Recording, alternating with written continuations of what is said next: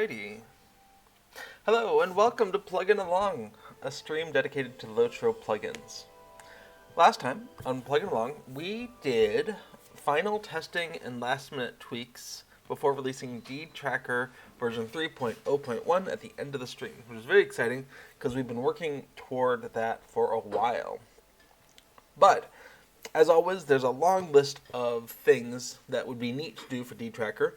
And one of the ones that didn't get into release 3, but has been brought up again and again, is the ability to resize parts of the Deed Tracker user interface. So today we're going to be looking at the user interface and kind of assess how difficult will it be to resize things. Because as with most things with plugins, when it's time to write code to resize things, we're doing a lot of that ourselves. You can't just say, okay, the window resized, so everything in it is also resized. No, that's code we have to write. So we should look at how hard it might be to make that happen. So let's go ahead and click the button to share their code. And cool, okay, so here we are in Glen Helig. Like it, we're going to watch the sun come up across the way. And let's see, okay. So I've been playing around with Deed Tracker since the release, fixing a few bugs here, a few bugs there.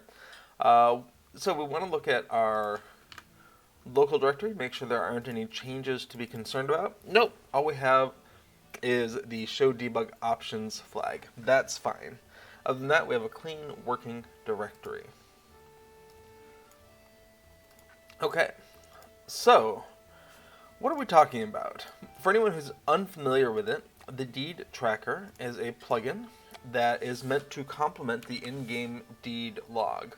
And so it's meant to visually resemble it with how the skirmishes, or all the tabs are arrayed at the top, and then within those tabs show you information about deeds in a hierarchical way instead of just alphabetically sorted by category and then alphabetically. So this is the Deed Tracker UI, and unfortunately, just like the in-game UI, it is not resizable. So if we wanted to make this window taller or wider or smaller, perhaps, that's not available to us. There's also some other windows. Let's go ahead and pop one of them up using our debug capability. I'm going to pretend like I just finished the old forest. Great. So this window, the recent completions window, is resizable vertically, but not horizontally. So that could be fine. That could be a thing we could do to our main Deed Tracker window as a stopgap. Just say, okay, you can't make it wider, because that's the pain in the code, but maybe we can make it taller.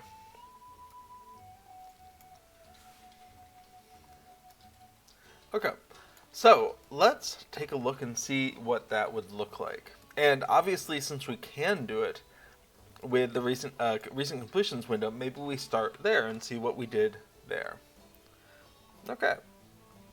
So when we're looking at the code, and we have to figure out where that is, we're looking for something that probably is named window, completion window. That sounds really plausible. Cool. Let's search for size. We can see that self, which is probably a window. We are Turbine UI LOTRO window. Cool.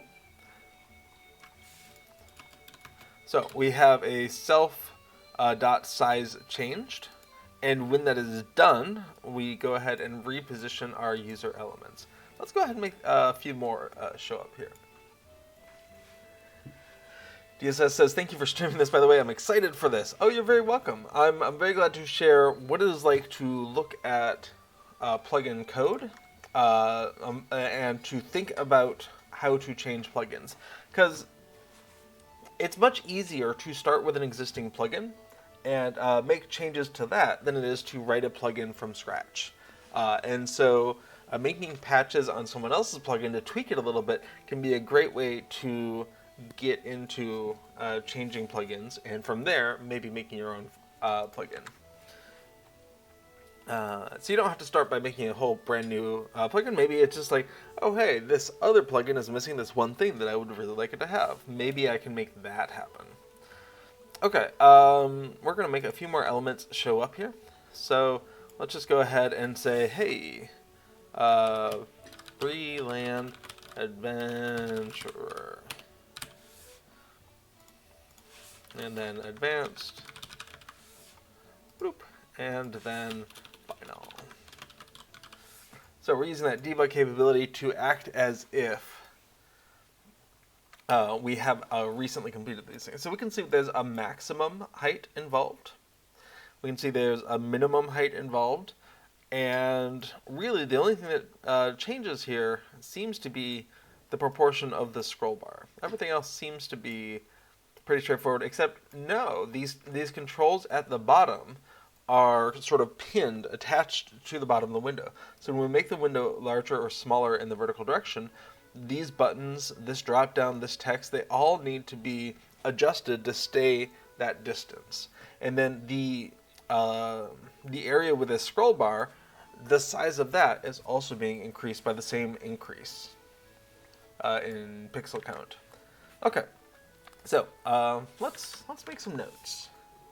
I'm just going to go ahead and pull off a text editor, in this case Sublime Text, have a tab there. Okay, so we can see, 1, the window needs a size changed handler. 2, the handler saves the new size and repositions any elements that need to be. Okay, reposition elements after resize. What's going on there? Well, that'll show up with this search for size. Cool.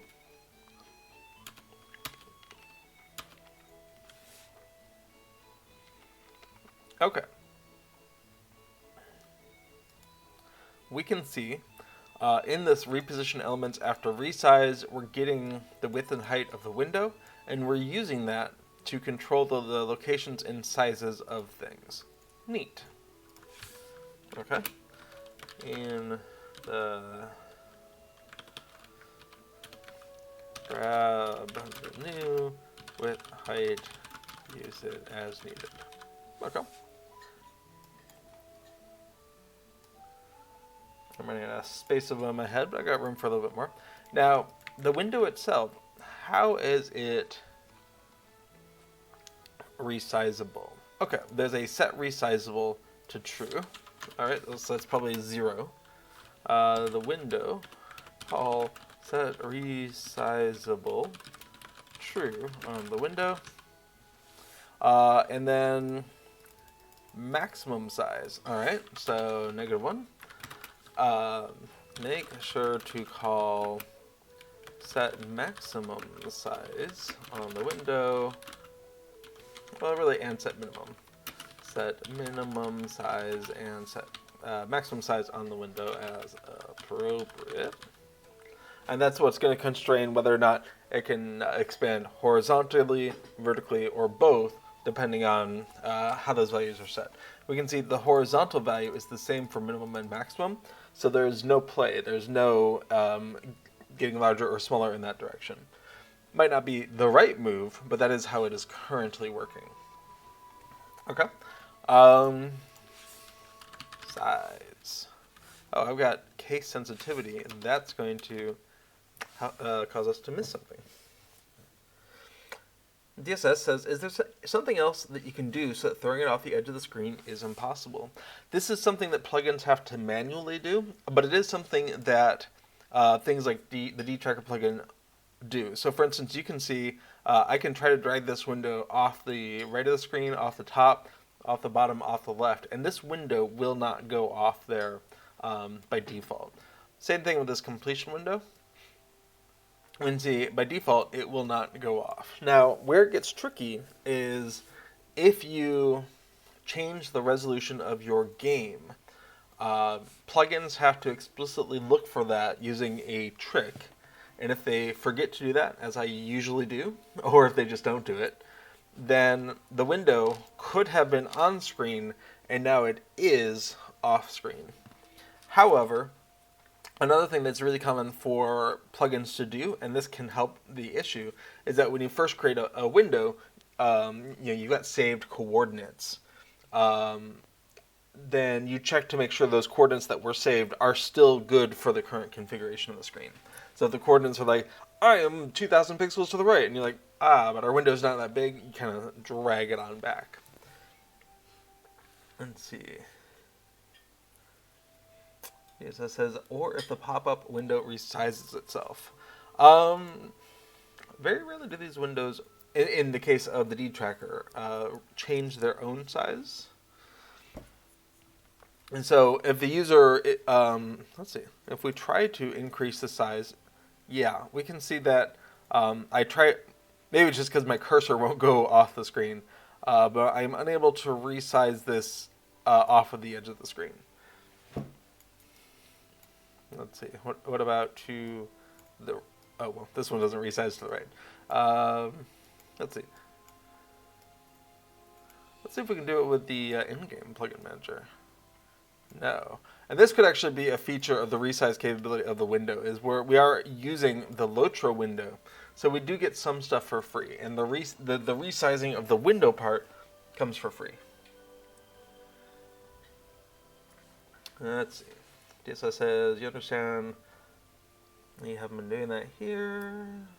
I think in a situation where someone else's windows, LOTRO or something else makes resizing also impossible because it resized itself. Gotcha. You don't want to derail. No problems. I enjoy getting derailed to some extent. Okay, so we can see this window has opted into being resizable and has used a set minimum size and a set maximum size to constrain it to only being a vertical resizing. There's some UI affordances in LOTRO, and I'm trying to think, maybe the reputation tab? No. That indicate that it only resizes vertically. I saw it recently. The wallet. Okay. So the wallet has an affordance here at the bottom. A little bit of user interface that hints at functionality. So we call it an affordance. And it's got a little thing here that you click and drag to resize. And notice that they've disabled the default bottom right arrow. So you can see the arrow if you're hovering over the bottom.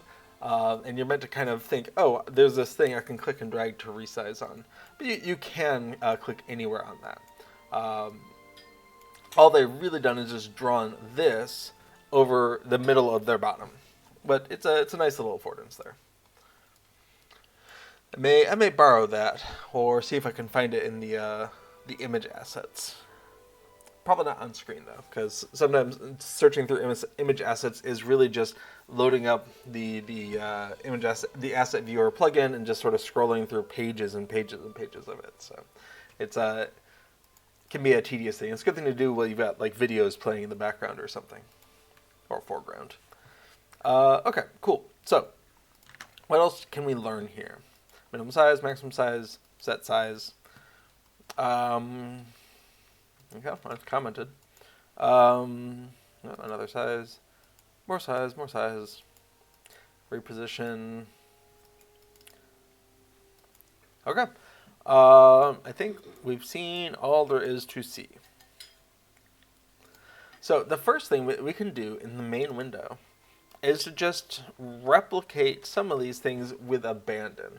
Just say, yeah, you can resize the window and see what goes wrong as a way to guide us towards some of the fixes that we're going to have to deal with. So, in the constructor, really in draw main win probably, let's come on in here and we can see we have a set minimum size. So we could go ahead and say self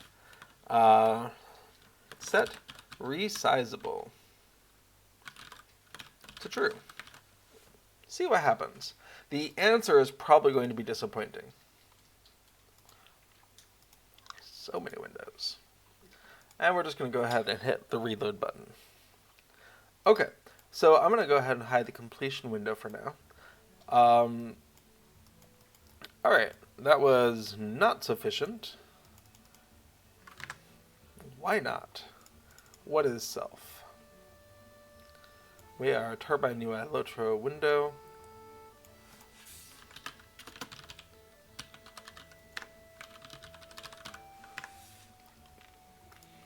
Maybe we, since we have a minimum size, we want to set a maximum size.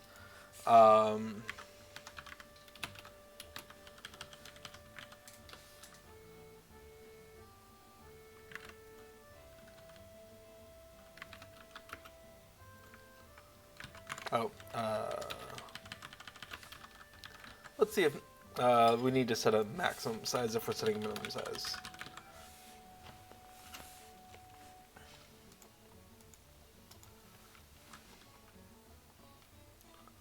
Okay, that was not sufficient, so I must be missing something. That's fine. Oh, of course, I was calling set resizable already and overriding it with false. That's going to make it not work. Let's try reloading that. Okay, so here we are in here. So naively, if we say the window itself can be resized, what does that mean? Well, not much. Actually, that's really interesting. So we can see we are accounting for some things moving. For instance, when the window gets wider, we can see the search bar. Somewhere in this, we must have accounted for making the search bar take up the rest of the width of the space. And these two progress bars going ahead and being bound to the right side, and also this combo box in the middle. We can see that that is staying proportionally spaced. Cool. Okay, vertically, we can see if we make this window bigger, it just works. Good job, past me. We can see that the view into this list gets bigger. And since we don't have any controls at the bottom of this window at the moment, there's nothing to do there. The window got bigger, this list got bigger as well. The window gets wider, some of the things followed it. Now, what we can see is that a lot of it did not follow it. Specifically, all of these rows with all of these controls did not change. And so if we wanted to just make this window resizable vertically, then I'd say it's kind of done, right? Like, we can slap a maximum width on it that is equal to the minimum width and just call it a day.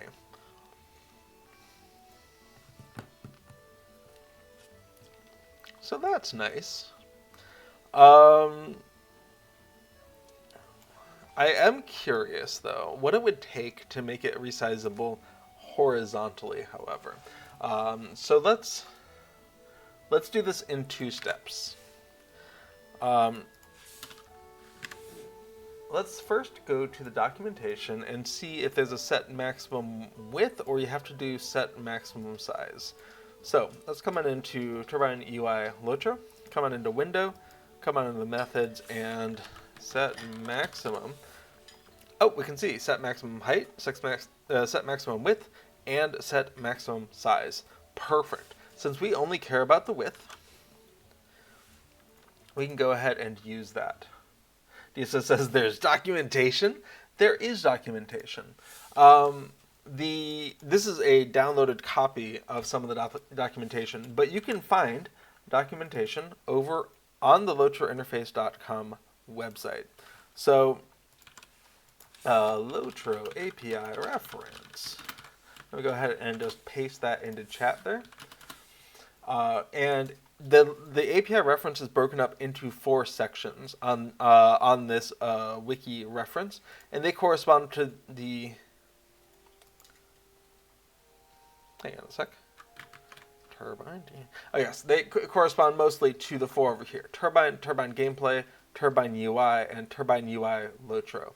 So if it is just core functionality like the chat or some basic engine things like, hey, what time is it? Then it's just in Turbine. And this is also where you would interact with the plugin manager if you want to ask, hey, what other plugins are there? I want to load a plugin. I want to unload a plugin. All these basic things. There's turbine.gameplay. So anything that's specific to I've logged in and there's information I want is probably here. Things like the information about the local character that I'm playing, effects, the fellowship, all of these things. That's where you'll find them in turbine.gameplay. You've got turbine.ui. This is the basic building blocks of user interface stuff, your basic label and button. And the window here is just an invisible square on the screen. And all other functionality you kind of have to do yourself. There's some basic things like you can tell it to hide itself and show itself and move it around on the screen. But if you want to do resizing or click and dragging or any of those things, that's all code you have to write yourself. And then there's the turbine.ui.lotro namespace, where there's also a window, and this is where you get your skinnable items. And so if you make a UI.lotro.button or checkbox or window, it's going to be the same theme as whatever your skin is. So I'm running off the default one, so I've got the blue button at the top and standard backgrounds. And when Little Redhead was playing earlier, you can see that her skin was all Hobbity themed. And so if you make a turbine.ui.lotro.window, you're going to get that same look and feel. So it's a very nice way to just automatically get those changes for free. But if you want to make your own window, or you don't want to lose all these precious pixels to this blue button at the top and this border and whatnot, and you're willing to write your own code for the things that you're missing, then that's fine. So I think Little Red had mentioned I made an opaque quest tracker, which is the box you put underneath the quest area so that you can read the text against a complicated background. And this, notice, it's a window, but it's not a LOTRO window. So we don't have the blue button at the top. In order to support click and dragging, you have to write that code yourself. If you want to resize it, click on a corner and resize, then you have to write that code yourself. All of that. But it allows you a lot of flexibility. So I can have just this opaque area, which is this little bit of lockbox that prevents you from clicking and dragging and moving it when you don't want to. So that's a window, and this is a LOTRO window. Very different beasts. All right, I'm gonna unload the opaque quest tracker though. All right, so yeah, there's documentation, and it is, I would say, 90 to 95% correct and complete in my limited experience. So there's definitely some things missing that the community has kind of figured out. Oh, it's there, but it's not in the official release documentation. And there's definitely some things that are in the documentation that are maybe not quite right. Like, oh, this just isn't how it works, or oh, it says that we should be able to do this, but we can't. Just little bits, and of course there are some little bugs in the system.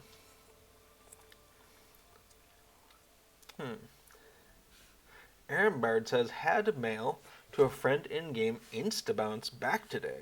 Would this be a place to look at why that occurred? The Redhead says, did they delete the character, or maybe it was misspelled? Well, I mean, that's a good question. If I try to compose a mail to Ab test. Hi there. Recipient name is too long. That's funny. All right, fair enough. Invalid mail recipient. So I would guess on the face of it that the game checked to see, is there a character of the name you're mailing to? And so if you send and it does send, but it immediately comes back, then they probably still exist. If you plugins do not have access to the mail system, so if you receive mail in game, it was not there was not a plugin involved. So an insta bounced back. Was their account suspended or something? Other than that, I don't know. DSS asks maybe their mailbox is full. Is that a thing? It's definitely possible for mail to time out. And I believe the default is a month or two. So if you send something and you didn't mean to, then if they don't detach the item, then a month or two later you're going to get your thing back. Edgar Arthur also wonders if their mailbox is full. I didn't know a full mailbox is possible. Certainly at least a membership, a subscription mailbox can hold at least 30 things, because I've had a bunch of auctions expire and some other stuff being sitting there. So a mailbox would hold at least 30 things, but maybe it only holds at most 50 or 100 or whatever. And I'm certainly guilty of receiving in-game mail from characters and whatnot due to leveling or doing some things and just leaving it there because I don't want to deal with it right now. And so with that and auctions and some other stuff, I could easily see getting to 50 unread or unprocessed things in my mailbox. I think right now I have 0. Cool. Good job, me. But even, for the last couple of days, I've had an expired auction item sitting there because I didn't want to deal with it, right? That's super easy. So yeah, I mean that's I guess a question for that friend is, hey, how's your mailbox? Oh, interesting. Anatholos says, back in the day, mail sent to people on your ignore list would return immediately. Not sure if it's still like that nowadays. I wonder if you can ignore people. Let's see. Okay, /ignore add Schildwacht. Apparently you can't ignore one of your own characters. You can look at your friends list to see who you have ignored. /ignore list. Who have I ignored? Interesting. Cool. /ignore add Rosenbloom. I gotta spell it correctly though. Oh, that removed her from my friends list. Oops. Also, that's funny. You also left my fellowship. But now I can test this. So I logged out. Oh, okay. I thought it was the same. All right, Rosenbloom. It's still auto-populating even though you're no longer in my friends list. There must be some delay there. Testing. Can I send to you? ? Send.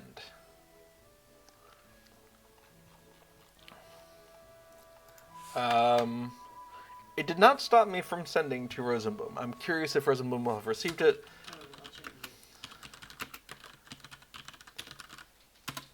And I have removed Rosenbloom from my ignore list. And added her back to my friends list. Yay! Okay. That's funny. I didn't realize that it would have removed someone from your friends list if you ignored them. Okay. Yeah, that's really interesting. If you are able to get them to log in and look at their stuff, I'd be very curious if it's, just a full mailbox. It seems like the most likely answer. Cool. Okay, so that's our API documentation.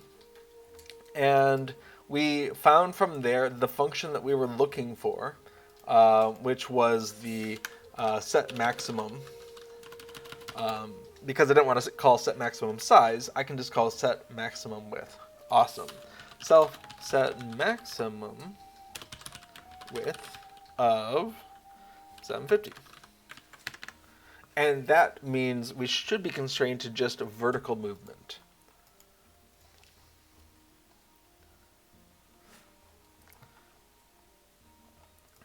Okay. So, if we come on in here, we can see we have vertical movement, but we don't have horizontal movement. That's actually super easy, and I have no problem just shipping that. I'm kind of wondering about that little bar at the bottom, but I think I'll hold off on that because I think it could be possible to make this resize horizontally, so I won't put too much effort into that affordance right now. So cool, we have a window. We can resize it vertically. And my goodness, are there a lot of deeds in Breeland. Oh, and for those who don't know, and I don't know if this is a good feature or not, but it was something I got for free from the previous plugin that I was basing this off of. There is an option for show each tab's content in its own scrollable area. And oh, that gets bigger too.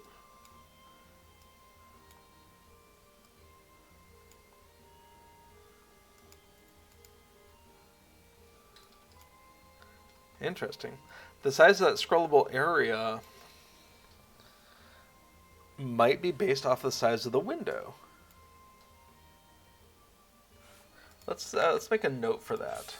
That's kind of behind my head. Does the size of sub-scrollable areas get based off the window height? I'm saying size when I should be saying height. Okay, we'll come back to that. So there's this option for each of these to appear in their own sub-scrollable area. And that can be really useful if you just don't want them to scroll off to the ends of the window. But I'm not a big fan of it, so I'm going to go ahead and undo that. I do want it to scroll off to the end of the world, and then if I don't like that, I can collapse them all and then just expand the one the one thing. Okay. Yeah, I think we're going to go look at see what our changelog is, but just ship that. So we're going to come into our to-do file and kind of see if that's already a thing on there, and our README file, which is where I do my changelogs. So, enhancements. Main window can now be resized vertically. And then in the to-do, do we have resize?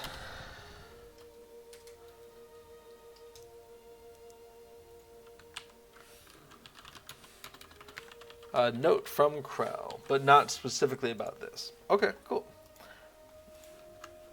So, allow the main window to be resized vertically.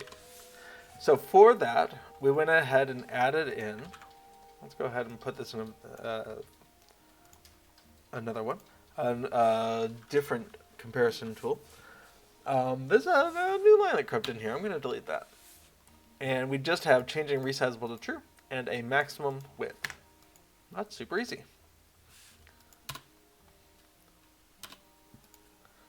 Cool. I was really expecting that to be more arduous. Now, the horizontal thing is the hard part. And so for that, let's go ahead. Now that we've committed those changes, we have that snapshot, we can go ahead and come on in to the main window.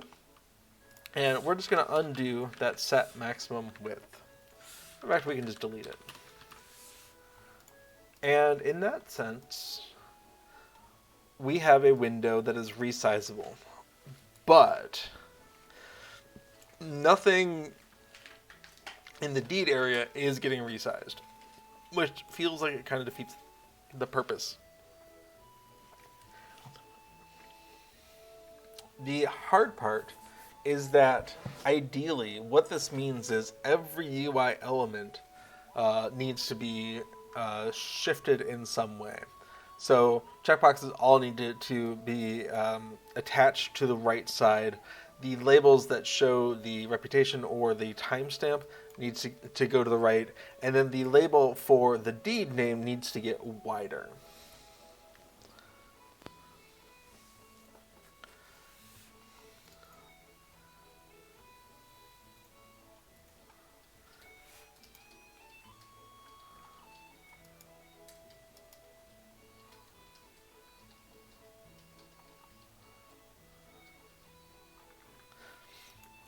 Oh, hey, Rosenblum's online. It did not auto-fill us, though. I haven't done that yet. I am curious, though, if Rosenblum put me on their ignore list, what would happen if I sent mail? You can do /ignore space add. I could just right-click Oh, on your yeah, you have a UI. Okay, do it. Done. Okay, so I compose a mail to Rosenblum. Testing. Oh no! Okay, so I got a returned letter icon, And if I open this up, we can see it's an opened letter. So that would be the first thing. If you get a letter automatically back, it will have a returned icon on it. But other than that, I have absolutely no indication why it was returned on my end. Okay, well, hopefully she stops ignoring me at some point, but it won't be a hindrance for this Plugin Along episode. Okay, so the first thing we need to understand about this UI... Hey! First thing we need to know about this UI... Let's see. Autofellow. There we go. Is all of these controls are each in their own individual row. And I think that might be easier to see if we color the background so that they're distinct. So what we want to see is, I don't know, let's look for row.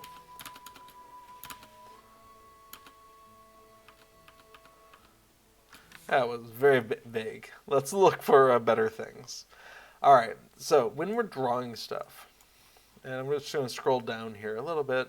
Here we go. Refresh deed view. Yeah, Aaron Bird, what I was saying was when Rosenblum had ignored me, when I sent a mail to Rosenblum, it automatically came back right away.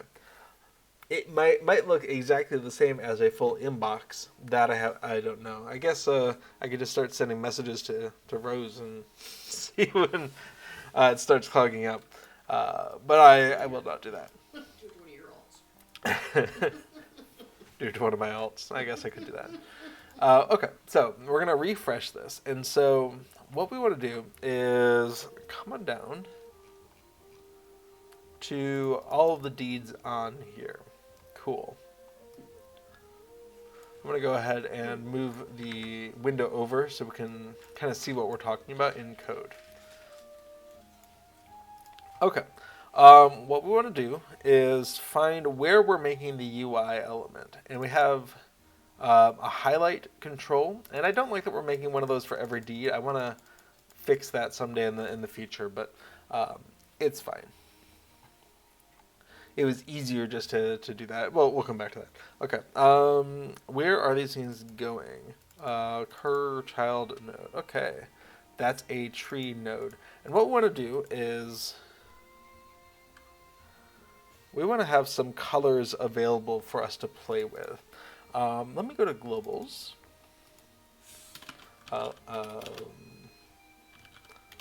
And we'll do red equals 100. Blue equals 0. Green equals 0. And so what we want to do is cur child node set back color. And this is going to be a turbine.ui.color. And we're just going to add in red. How did I spell those? Yep, red, blue, green. But what I also want to do then is say red equals red plus 20 or something. If red is greater than 250, then red equals, what did I say? 0. And blue equals blue plus 20. And then if blue is greater than 250, then blue equals 0, green equals green plus 20, and if green is greater than 250, then green equals 0, and red equals red plus 20. Something like that, just so the colors are constantly changing. And Bart says, okay, thanks for the tips. Have to run today. Thank you for the stream as usual. You're welcome. Glad you could join us. Okay, let's see what this looks like, and I think the answer is going to be hideous. But we won't know until we try. Yeah! Fantastic.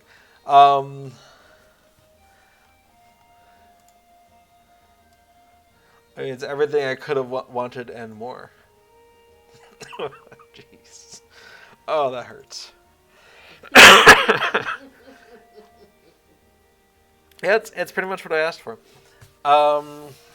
And so what we're seeing is how each row is colored, how each row exists in this space. And so we're seeing when we make the window, actually we can see the row extends beyond the window, but when we make the window wider, the row isn't getting bigger. So we would need to find each of those rows and change its width as we're changing the width of the window, or wait until the window's width is done and then change it. Computationally, it's a lot harder to constantly update the sizes and positions of elements in the window for every pixel you're dragging the window. But it's a more responsive, nicer feel to it if you can get away with it. Computationally, it's a lot easier to wait for the window to go and then redo everything once. So that's okay. We can see these are entries for, or these are tree nodes. And then at the bottom of this function, I believe we go ahead and add it to deeds in tab nodes. Okay, cool. What's that? This is the deed tabs tree view get nodes. Awesome. What's that? And this is a tree view whose parent is a different node. So I'm actually going to steal that same code here for the color change.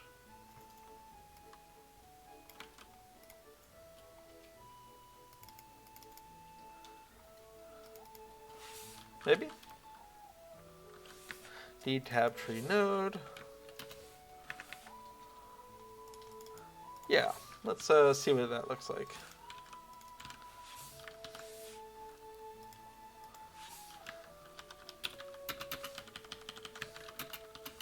And I want to make it stand out compared to its neighbors, so I'm just going to do a really half-hearted way of radically changing that. Let's go ahead and refresh. Okay, so we can see around all of these rows, there is a thing in which they are in.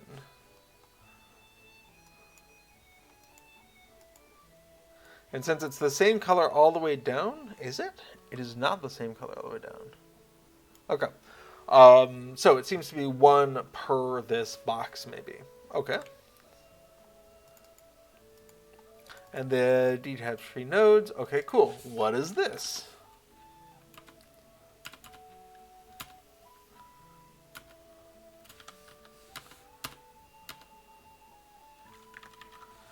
Have to remember how the UI works. Okay, so that looks like the top level thing for the page that we are on. This contains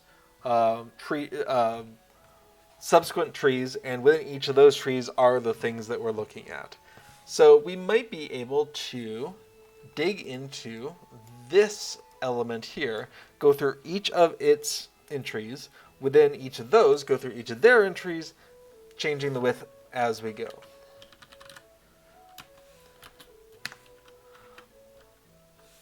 All right. We also have a function called resize deed trees, which is reposition elements after resize. That's very exciting.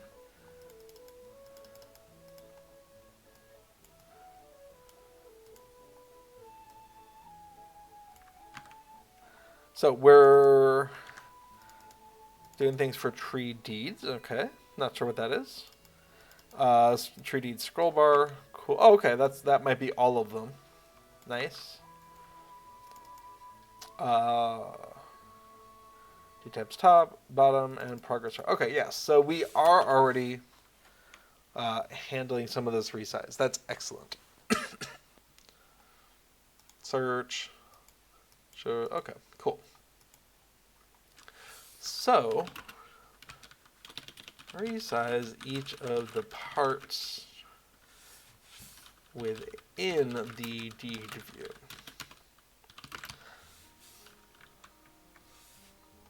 So what is tree deeds?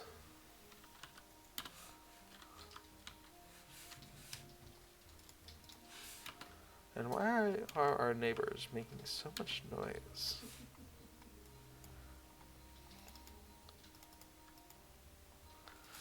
Okay, it has nodes. Where else is it being used?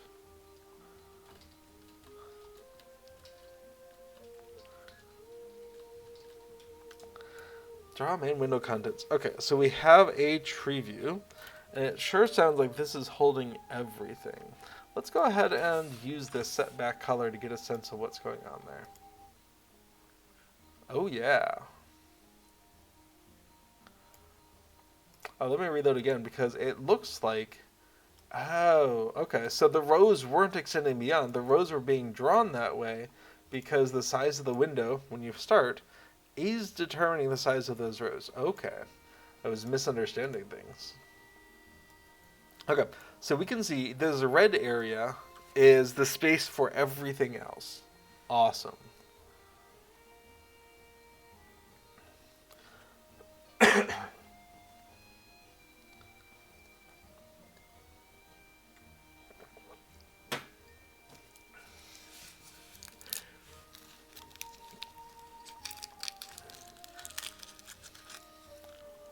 Hey, little redheads, what do you think about this UI design?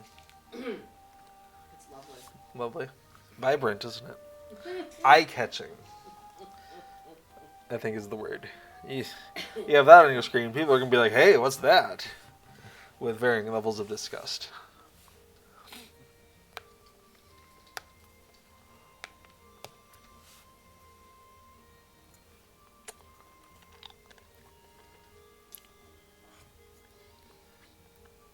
Opposite of the usability of your opaque quest tracker.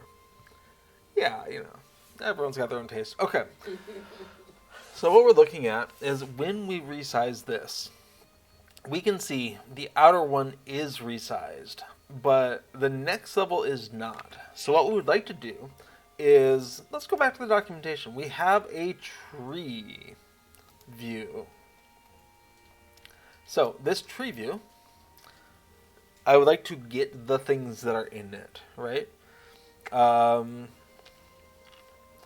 get controls is a maybe. Let's see, what else do we have?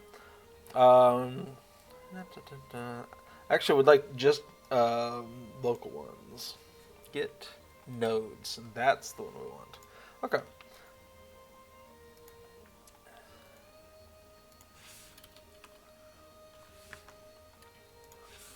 So, local tree deeds nodes equals self.treedeeds get nodes. Okay. What is that? Does the IntelliSense from our extension know? A tree node list. Great. Let's go ahead and get this documentation up here in a semi-permanent location because I don't deal with tree views very often. Tree node list. All right. We can get the count and we can get the index in the list. All right. For I equals tree deeds nodes get count to 0 to get count. Oh, I should really check this get count because I assume index of, I bet that's a 1 index thing. Okay, so tree deeds node equals tree deeds nodes. Oh, I'm not looking for index of, am I? I'm looking for the other. Get I. Okay, and then we're going to go ahead and, all these places we're calling self get width, I'm not a fan. Local window width equals self get width.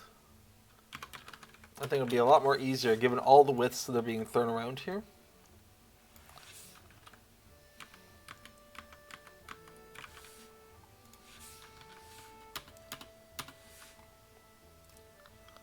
Great. But we can go ahead and say tree deeds node set width to window width. And we're going to be able to tell what that's doing based off of all the coloring here. So let's just reload and see what happens. But we do want to make sure that we start with minimal. Okay, so what we're seeing right now is nothing happening, but what we don't know is if something was supposed to happen. So let's go ahead and do a debug resizing control, and why not, let's go ahead and concatenate that in there. It's just going to be a hex value if there is one. Oh, and I'm going to need verbose logging for that debug to show up. Huh. Okay. Awesome.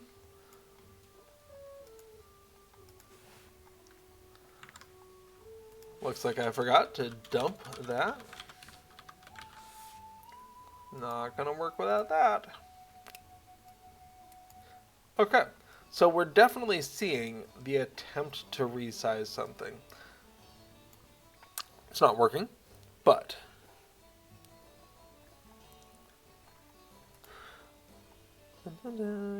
goes that mouse down. Fascinating.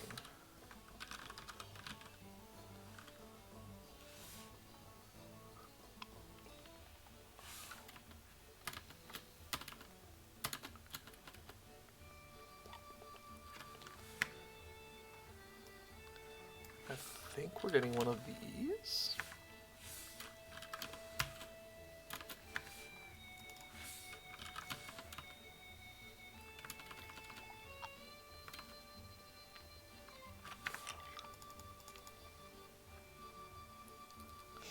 Okay, yes, we are supposed to be getting one of those.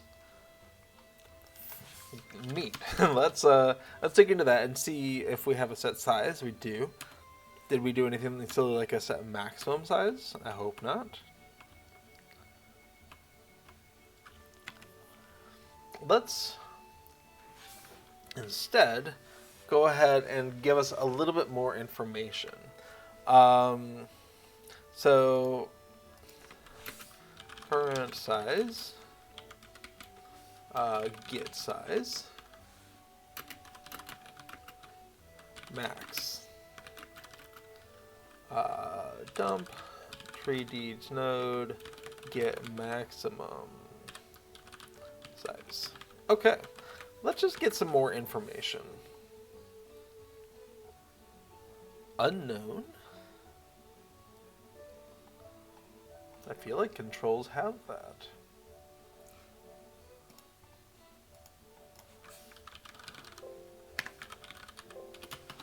Oh, maybe they don't. Okay. Maybe it's just Windows that have that. Even better.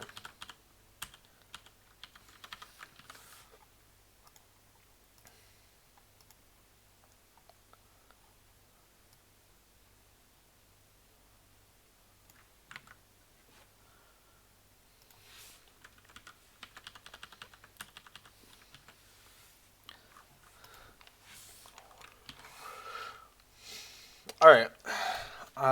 Seizure warning, I guess, but I need to know what's happening. So I'm going to go ahead and be changing the background colors of things as I resize them. Maybe avert your eyes.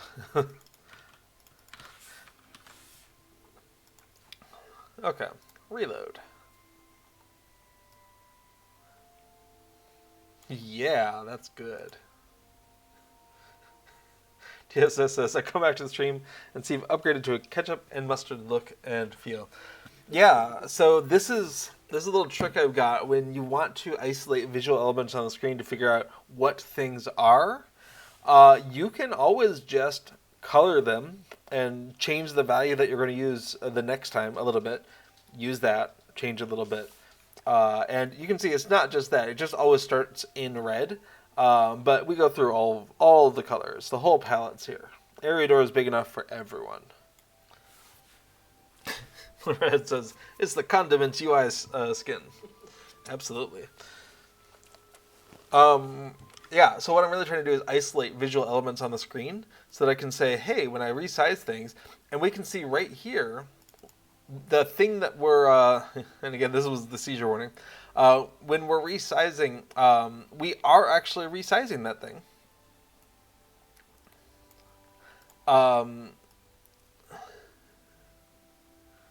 But we need to iterate through it and do its elements now. So this was good.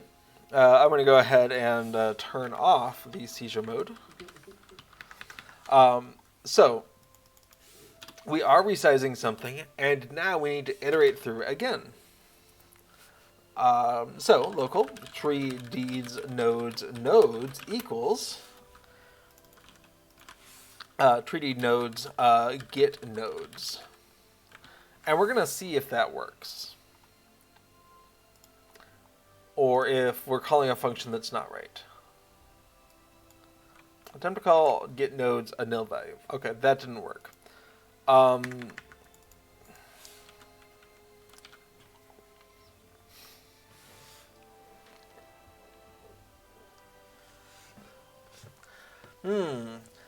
Mamanox says, yesterday I reinstalled a game, first time since 2016, tried to move two of my MPVP characters to an active MPVP server, and it was going to cost more money than you wanted. That is sad.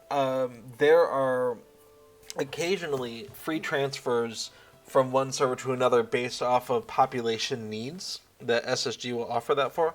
But in general, yeah, if you want to transfer characters, it will cost usually LOTRO points, which are earnable in-game, but some costs, like a character transfer, are large enough that it's kind of infeasible to just earn those from running around the Shire.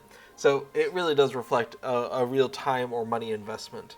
Now, if you have a what they call a VIP membership, which is a monthly or annual subscription to the game, then each month I believe you get a bonus 500 LOTRO points added to your account. And so if you are playing the game for other reasons and have a membership, then over the course of a year you are going to accumulate 6,000 LOTRO points, which I believe a character transfer is something like, what, 2,500? Correct me if I'm wrong. But that means that if you weren't spending LOTRO points on anything else, each year you're getting enough for 2.5 character transfers as part of that membership, which equates for us for, I think, like €8 a month or something. So it's definitely worth it from our entertainment budget, but everyone kind of has to make that decision for themselves about where their money can go. But yeah, sometimes, depending on how highly you value that character, or characters that you're interested in moving, sometimes it's easier or faster just to go ahead and start over on the new server that you want to play on. And there can be benefits to doing that. But it's not a very satisfying answer to the question of how do I get this character over there, which is just give up and make a new one. Like, that's not a very fun answer. But sometimes it's the most time and or cost-effective answer. So I wish you luck, though, in finding your MPVP community. I don't spend a lot of time in that area. I think servers like Evernight and Brandywine probably have a lot more active of a community. Over here on the Treebeard server, of course, we don't have access to MPVP, so because that's not a really big part of my normal play style, I don't miss it. Not being like there's so many other things to do that interest me personally that it's fine. Like if I had it available, maybe I would play it, but I don't, so I don't. Although during the recent April 1st event, I did go into excuse me. I did go into the Ettenmoors with a 139 character over on Evernight, I think, and way under-geared character. So I was going in there with, I don't know, 500,000 morale, and there were people one level above me who had millions of morale, and the enemies also had millions of morale. So I was I was not a good contribution to the fight. Mamu says, not very encouraging for PvP content, though, especially for trying to return player. So, Mamu, they are making updates to PvMP. They have been making them last year. They continue to make them this year. And so I would encourage you, if you haven't already, to go check out the LOTRO forums. And people there will have much better ideas of what changes are happening. So, yes, PvMP is still in the Etten wars, but it is getting attention after a period of attention going other places. So check out and see if the things that they have been doing and the things that they are doing are in line with what you are looking for. And Athelos points out that sometimes there are LOTRO bonus point events where when you buy them, you get a little extra, and the double bonus ones double that amount, which is a way to spend less real-world money on LOTRO points, but it is still requiring real-world money.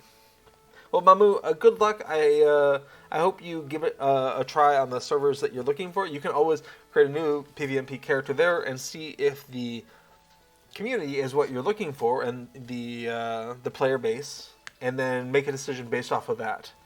And then, yeah, maybe you still bring over one of those other characters, but maybe you try out a new class that you don't have to transfer. Maybe you didn't have a warg or a spider, and you want to bring, try one of those. And that'd be a chance to both try one of those classes and check out the potential place to set up shop for PvMP. And if it works, awesome. And if it doesn't, well, you didn't spend any real world money, so no harm. Okay. So what we have here is a thing, but I'm not entirely sure what it is. So we should figure out what it is we're shoving into tree deeds, so that when we're going through tree deeds, we can figure that out. Okay.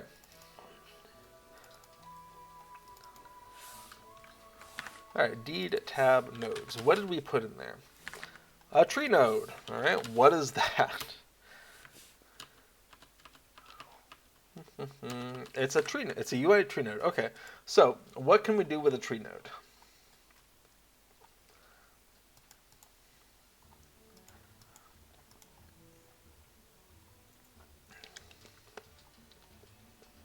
We can get child nodes.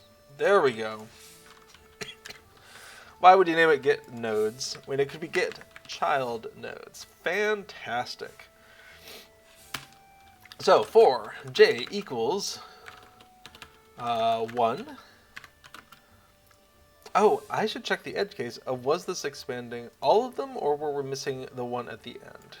Oh, can't do that with a syntax error. Alright, comment that out for a second. Reload. Oh, I turned off seizure mode. Turn seizure mode back on. Okay, it's getting all of them. So don't have to worry about that. Great.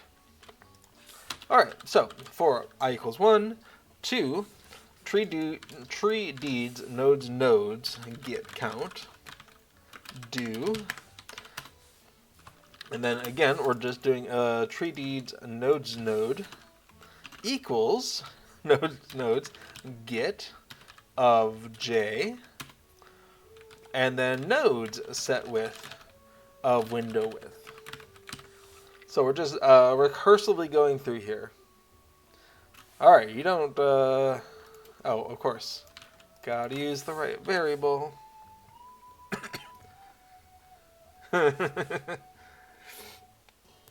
DSS says nodes. Send it before you're seeing nodes. You know, this is the problem with wanting distinct names for things. Is the names sometimes they're nonsensical. Okay, so what do we have here? Okay, yes, we can see each of those nodes is getting bigger. But what we don't have is the layout of that row. Might want a helper function for this, we'll see. The real question is, do we have access to those controls?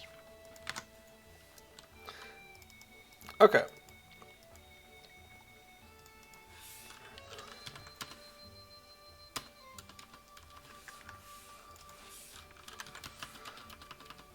Oops. I keep trying to find the wrong thing. Alright, so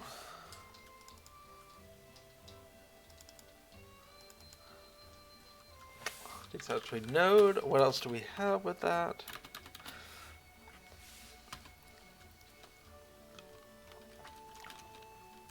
It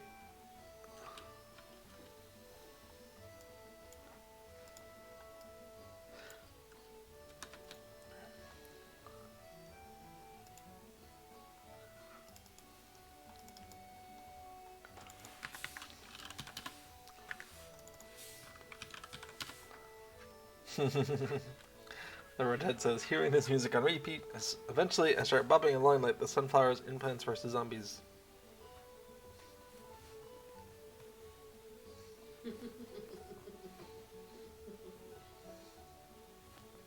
Something like that, I imagine.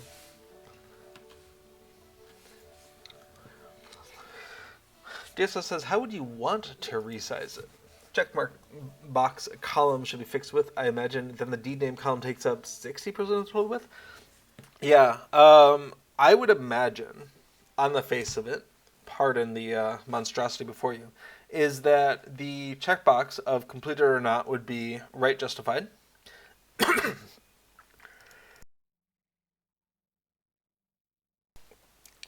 think I'll get a glass of water. The LOTRO points and virtue XP would be left justified. And then the deed name and the faction or timestamp would take up the remaining, with most of it being dedicated to the deed name. In fact, when we're talking about an individual row, it could be useful, again, to subdivide this out into its own colors. I think I need a function. Let's make a function. Functions are great. I'm going to go down to the bottom here. So function make monstrous color. So this is a control.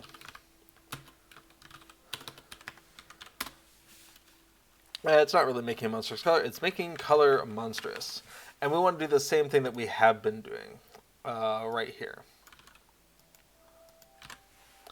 So control set back color.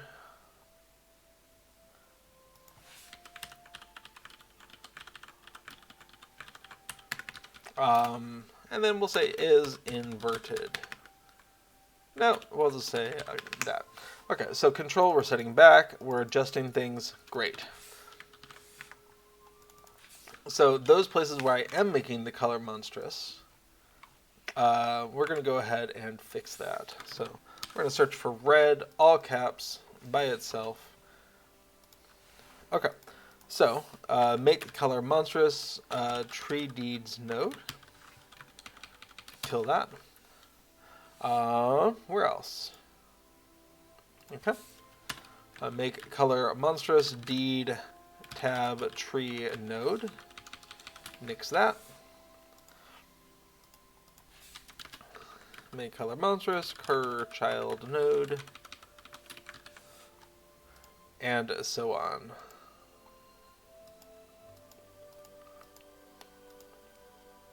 Great.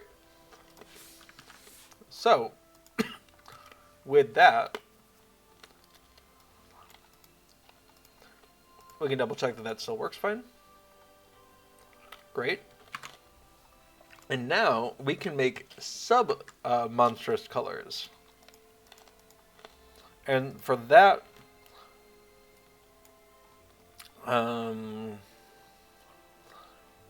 okay.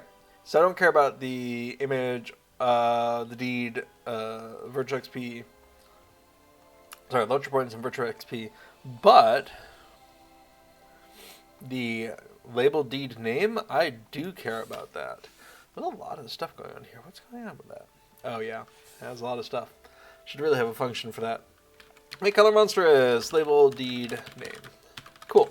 And we want to do the same thing with the label reputation. So make color monstrous, label rep. Awesome. Anything else? Yeah, that's probably fine. Let's go ahead and see what that's like. Yeah. We can actually see here that the and once again, I apologize. We can see that the label for the deed name, it doesn't actually fill all the available space.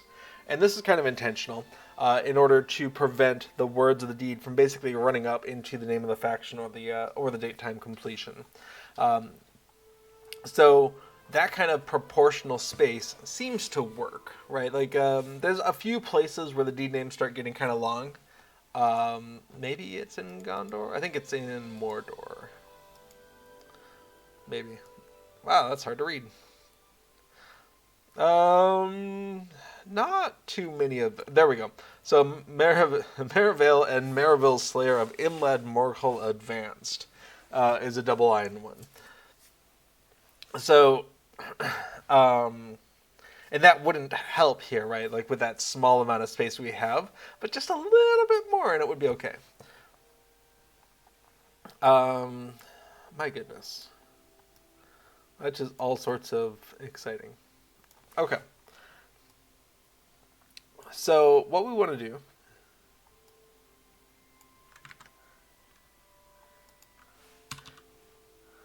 is maybe make fewer colors monstrous. This says, hi, how you doing? I'm good. I'm doing very well. I'm enjoying searing my eyes out here. You know what? I say I don't want those colors to be monstrous, but I kind of do. And now that I'm looking at it, let's go ahead and start red at 20. And in the make color monstrous, let's let it...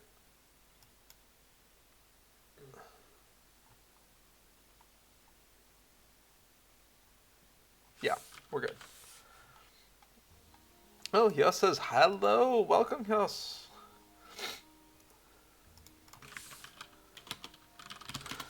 Bill says, do you have the add-on page link for add-ons, please and thank you? I do, and in case anyone is watching later, it is lotrointerface.com. Yeah, says, what is the Take Me There plugin? Cannot find out LOTRO interface. Yeah, that's a toy plugin that I was playing around with. And as the description says, this is the description I just made, I copy coordinates from the wiki and paste them into chat a lot. So normally that means typing /way space target space paste. So let's see if this still works. Oh, it does not. I will need to put the turbine class files back. Okay. Okay, so what is this? Take me there. No options. Where is it? No, that's a companion.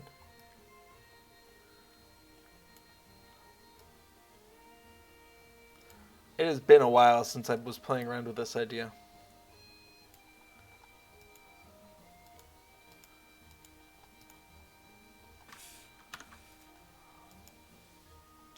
Okay. What it was supposed to do was pop up a little text box on the screen. I might have been in the middle of changing things and then just gotten distracted. But yes, it is a quality of life for handling coordinates, which is basically there was a little text box on the screen that I could drag around and just put near my chat window. Say just below it, and just click in there, press paste, and then there's a little button to go. I gotta say, I'm a little curious why nothing is showing up. But it's been so long since I was playing around with it. I probably just broke something.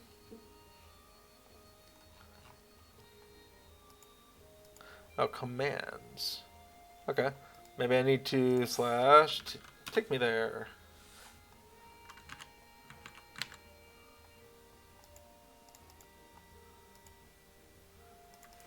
Sure. / take me there. Unknown command. Well, then I just don't understand what's going on here. Do I register commands? Oh, waypoint needs to be... Of course. I check for the existence of waypoint, and if waypoint doesn't exist, there's no point in doing it. And foolishly, I forgot this. Let's put waypoint back. Great. Okay.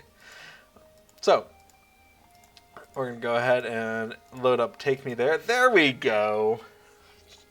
Okay, so it's this window. And the trickiness, and Josh, you've probably seen this before, is that text fields labels in LOTRO are kind of grabby. Like, whenever you're in a text field, and one of them, let's say, the title search. You know, I'm searching for some cool title, gathering a cool company. When I do this in game with random labels, my cursor tends to end up back in here more often than I would want. Like, I'll click out of here, and then anytime the game's like, oh, you want to type something? That's the last thing that had my typing focused, so that's where it starts going. And I'm trying to remember what triggered this. What was it that I was doing that was causing it to want to type in there? It's been so long. I hope I documented it because it was driving me nuts. So this plugin does little tricks like this field is disabled unless the mouse cursor is over it. So we can see it wants to receive input over here. But if my cursor is not over it, then it does not. So just by disabling itself, we were able to kind of bypass that label grabbiness of the mouse cursor. Also, I don't know if you saw, but if there's text in there, you come back over, it's gone. Because the whole point of this is to paste coordinates from the wiki or something. But, I mean, the reality is, for me, I type fast enough that if I want to type /way target paste, it doesn't take that much longer. And so this was an interesting idea, but it just wasn't, it wasn't something where I felt like I wanted to spend enough time on it to make it worth giving to other people. And maybe it's fine in its current incarnation. But I got distracted with life or, I don't know, pandemics or something, and so I put it aside. But that's what Take Me There is. Is it just, you paste coordinates from the wiki, and it can be whatever. It's like 46.2 west and 56.2 south. And my cursor left. And it's like, LOTRO wiki. Give me a coordinate. Explorer of Bree land.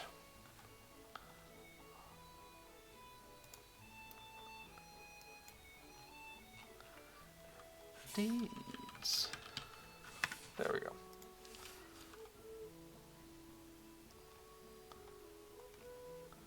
You took me to a place that has deeds.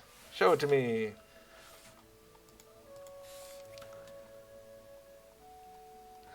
Flowers of the Wildwood, great. So, you're trying to do Flowers of the Wildwood. You would really love to use these coordinates. So, I copy from the wiki. I come back into the game, and I just paste here and hit the arrow. Great. When it's time for the next one, I copy here.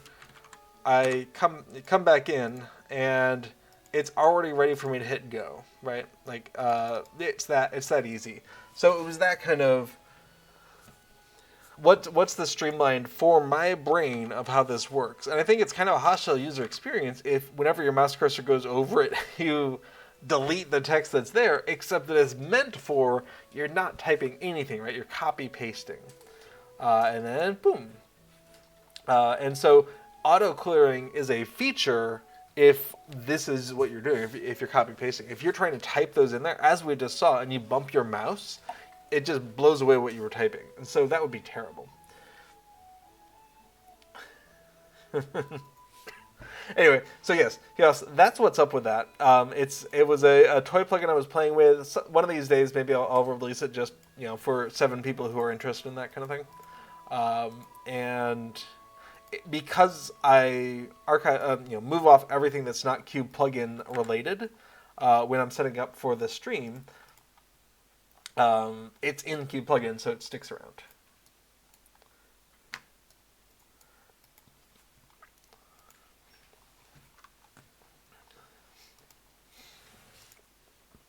A lot of my tests or toys or whatnot, I like that. Like I was playing around with something. What was it? Oh, the cosmetics. Right. I wonder if I can load this. So I wanted a way to quickly review like a bunch of cosmetics, and so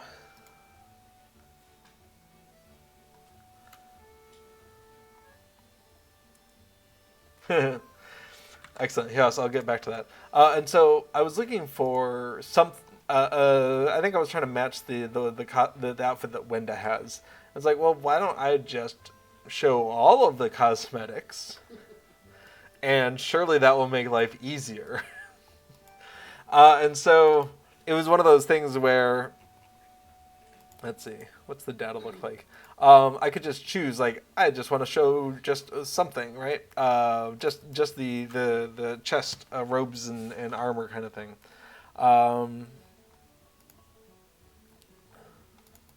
Okay, so this is all head stuff. All right, so obviously this is not ready for prime time either. All right, here's cosmetic. Chest equals nil. Chest.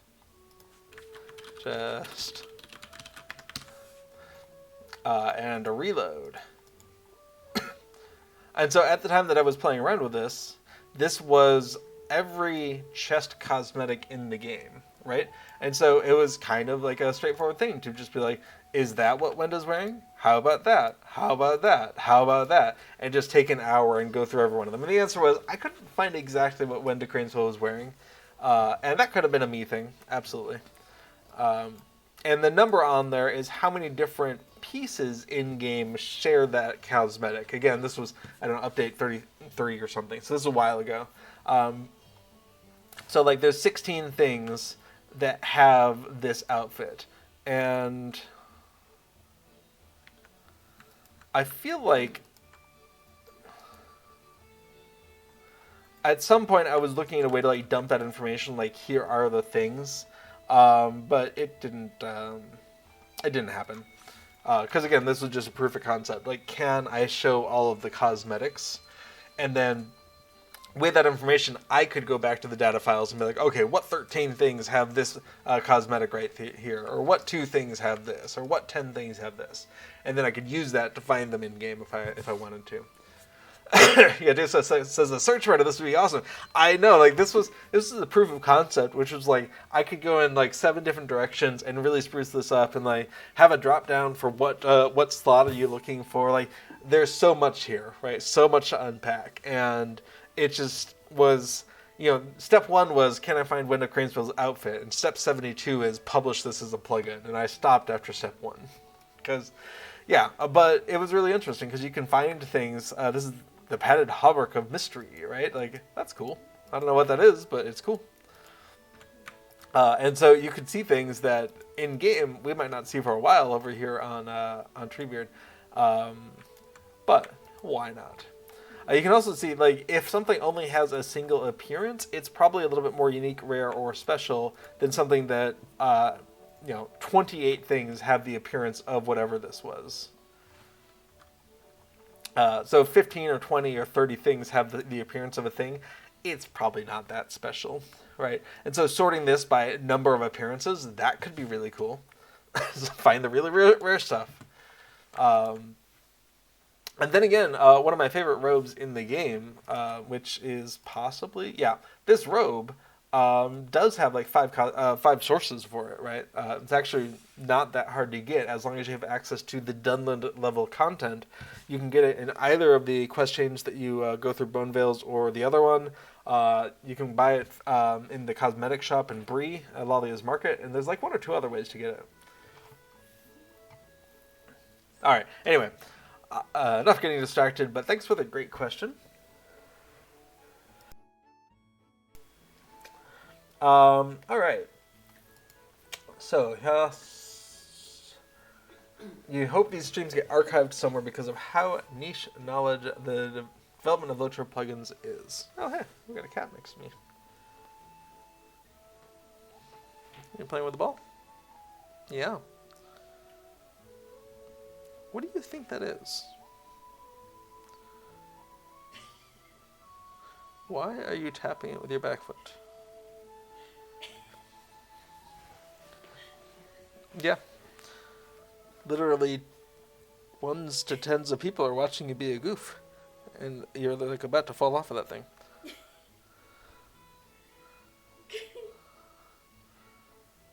wants to bite it so badly.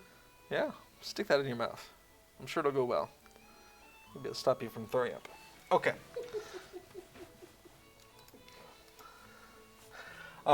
Yes, they are archived. You can find them over on Little Redhead's YouTube channel. Let me just find that for a second.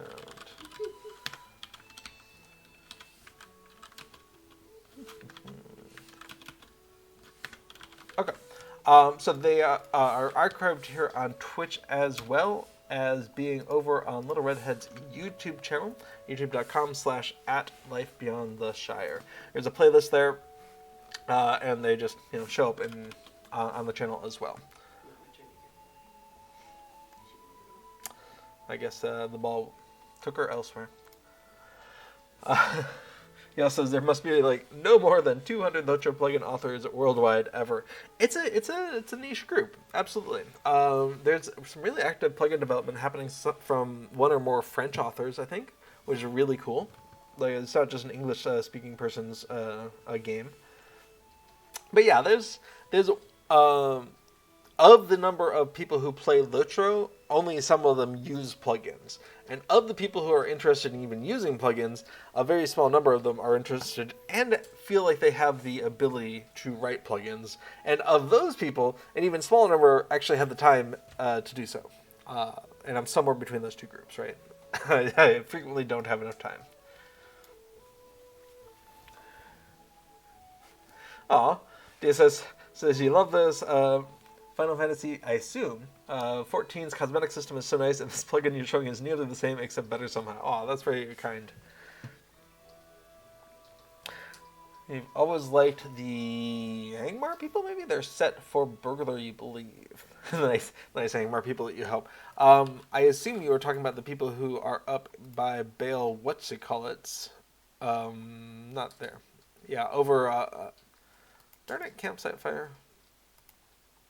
What location are you? Tarman Sursa. Or possibly people over at the Rift. I would assume you're talking about one of them. Yeah, there's some interesting sets there. I just really like this particular robe for hobbits. I think it looks really cool. And it dyes really nicely. And that's what that is one of my criteria for what to wear is how well can I change its color? Because if I can't change its color on a whim, it's less interesting to me. Okay. So, we are able to change the width of this and the width of that. But what we want to do is start looking at the things on the rows. Actually, the row itself might not be changing very much either. So, let's come on back to the main win. And really, this is such a complicated layout, and I don't know that it is simplifiable, but it definitely feels overly complicated. What do we have for this? We have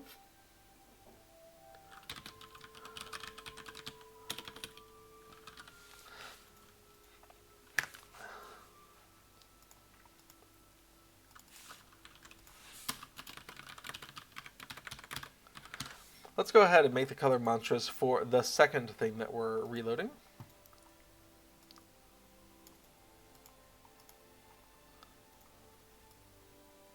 Okay, and we can see, let's come on down here to a breakpoint. We can see that, yes, the thing that is holding each of these rows is changing. But that suggests there's a third layer, right? So if we were to go ahead and see local tree deeds nodes equals this thing, get child nodes, and do the whole thing all over again for k equals 1 to tree deeds nodes get count do, and same thing, we're going to get a local a tree deed node equal tree deeds nodes get okay, and then we'll go ahead and set width to window width, and we'll go ahead and make that color monstrous too. Why not? As a little treat. Okay, so if we make this, it is not doing what I was hoping it would do, which is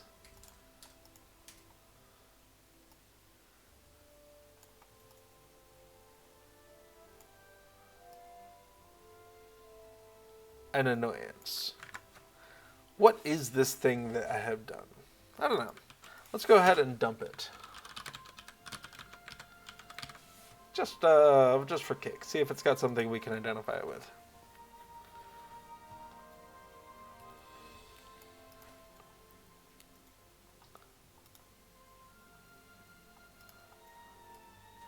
Oh. We're not getting in here. Okay, so it does not have child nodes, perhaps.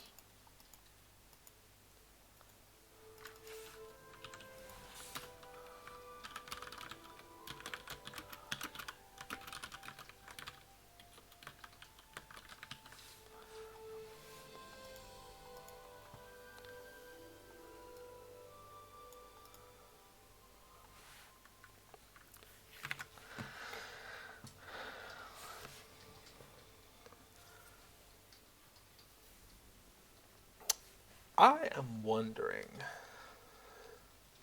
if there's a way I can make my life a little bit easier when I'm talking about all of this complicated tree structure. Which would be to assign an actual element to it. So for instance, if I were to do debug of a dump of self.treedeeds, and I can even say tree deeds, self.treedeeds, concatenate that dump in there.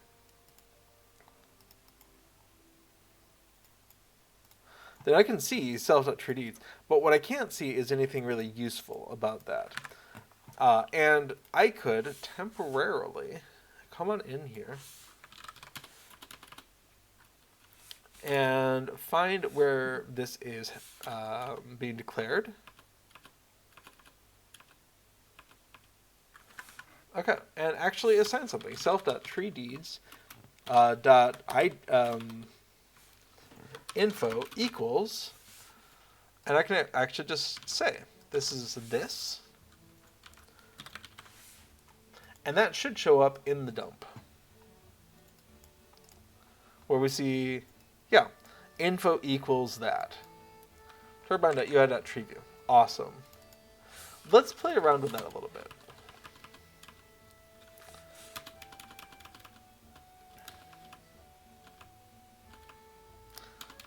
Past all of that. Okay, so nodes.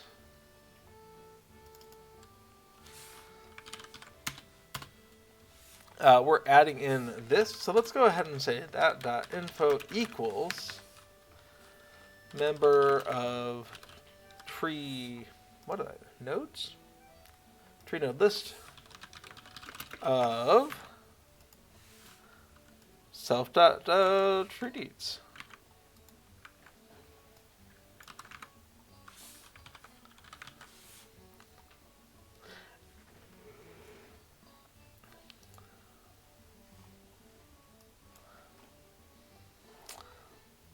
I'm regretting not doing this earlier. I'm going to go ahead and split this.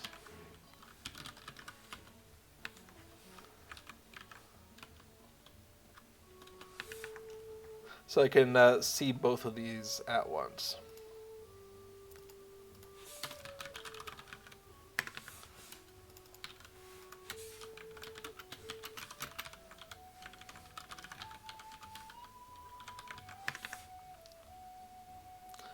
And actually, since I know I'm putting this into info, I can just skip the everything else and just say, oh, I think there should be an info there. Let's play around with that.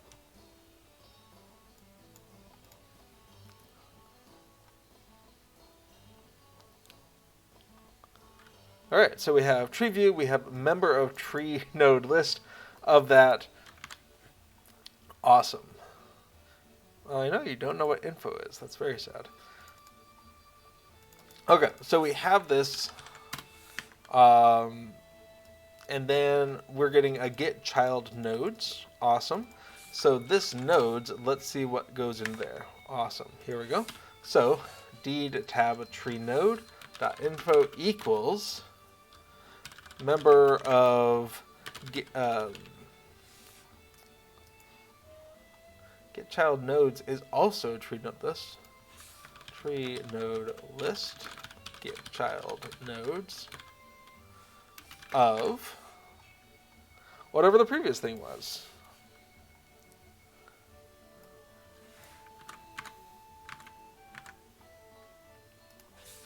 Alright, so just copy paste that. And same thing.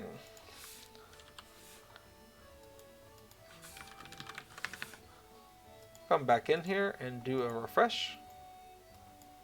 And suddenly, aha, that didn't work.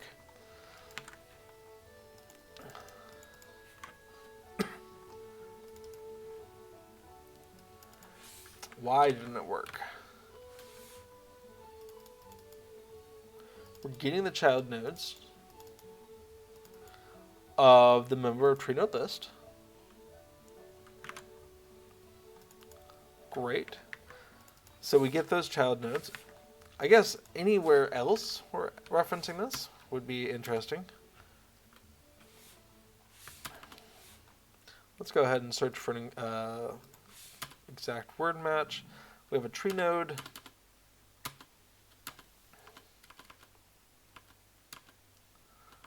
Okay, so deed tab tree nodes is the thing of interest here.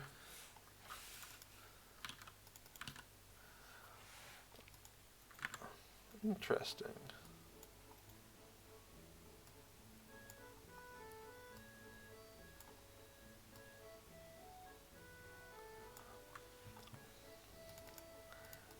Why is whatever is in there not right? Well, we'll keep on playing around with that. So we've added in this node. What else are we doing that?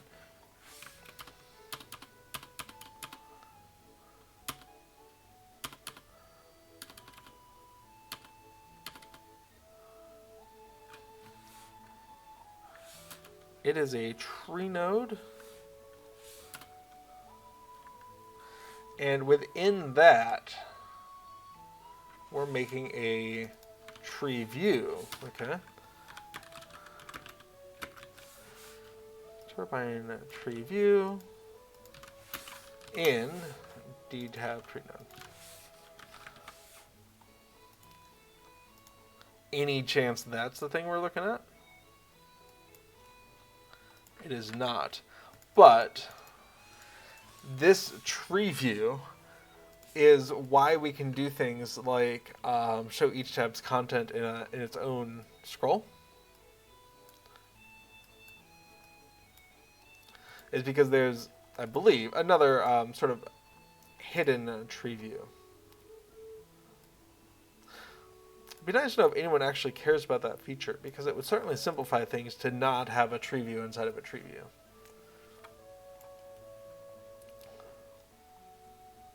I think I'm going to switch over to Ariador.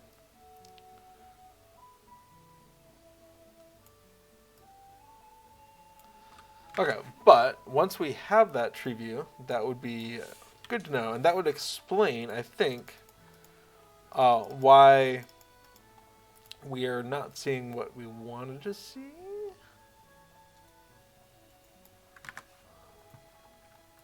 With the set width here.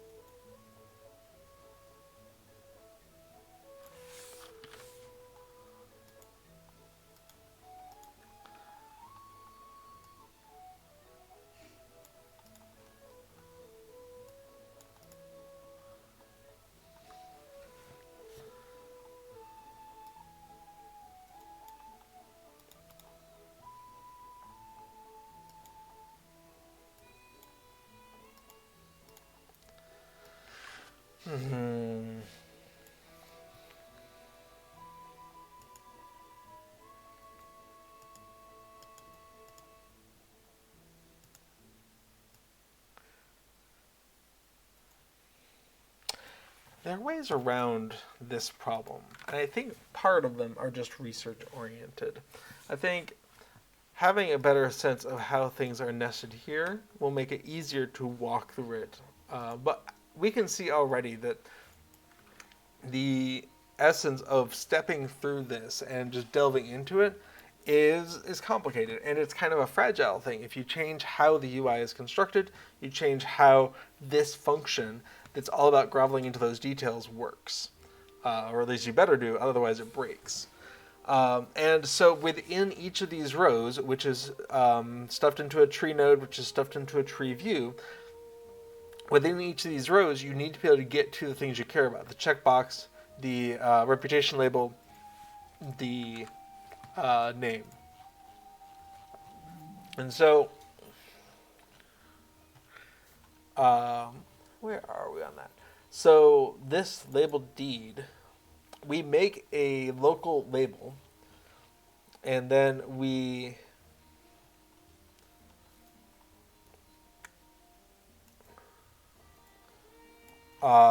set its parent to the row. And that's kind of it, right? Like, when we're done with it. And so, oh, but we do save it off in the D. That's interesting. So getting that back might require saving a reference to it in the current row. So we can say this is the label for the deed name. This is the label for the checkbox and whatnot. And having a coherent way of how the UI is set up is a goal, because this is a mess and it's not very maintainable. And maintainability is one of the key things. So cleaning up how the UI is generated is a big one on my to-do list. Which is why the whole resizing thing has languished, because it's been one of those, well, if I rewrite how the UI is populating and just make it more straightforward and easy, then it'll just happen naturally, right? Maybe. So that's what's up with this, is this function needs to be smarter about how the UI is constructed and mirror it. And then when it's done with that, as you're making things wider and narrower, you're replicating that across each and every UI element. Each row stretches correspondingly.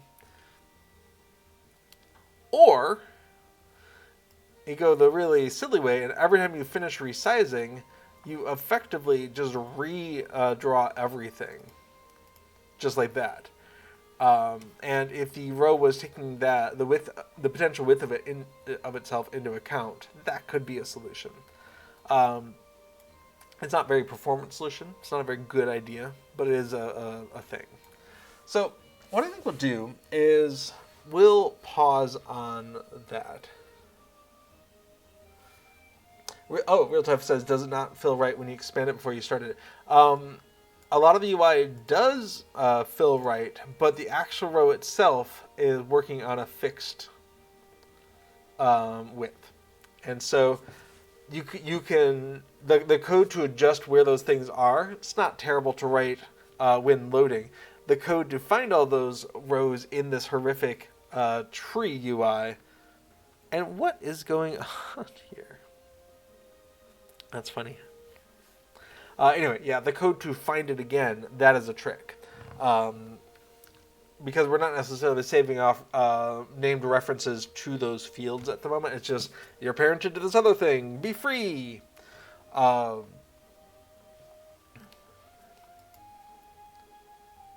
Anyway, the UI in this plugin is not well written, and that's on me for not kind of addressing that when I was first taking a much simpler plugin and abusing it for my own purposes. Real Tough says, I don't think you need the width expand. It was one of those, can we see how bad it would be to do? And the answer is, yeah, it's pretty bad. Having just the vertical expansion is very nice. The one other thing I'd like to look into before we sign off for the day is a scaling factor. Because if you are on a larger monitor, for instance, then just being able to resize the window doesn't really help because the text is still small. So let's go ahead and come back into our source control and go ahead and undo some of these changes.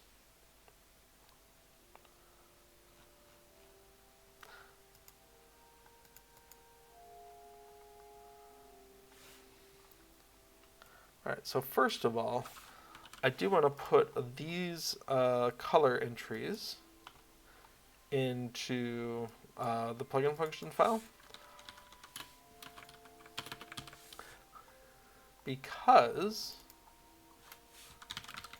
that will let me go ahead and stash these changes. That's funny. We're going to put that aside. That'll let me stash these changes. It is just these two files, and I'm going to go ahead and stash these. Playing around with horizontal resizing. Great. So, undone. And that's one of the nice things about source control. Not only can you easily undo things, you can just set them aside and say, not today.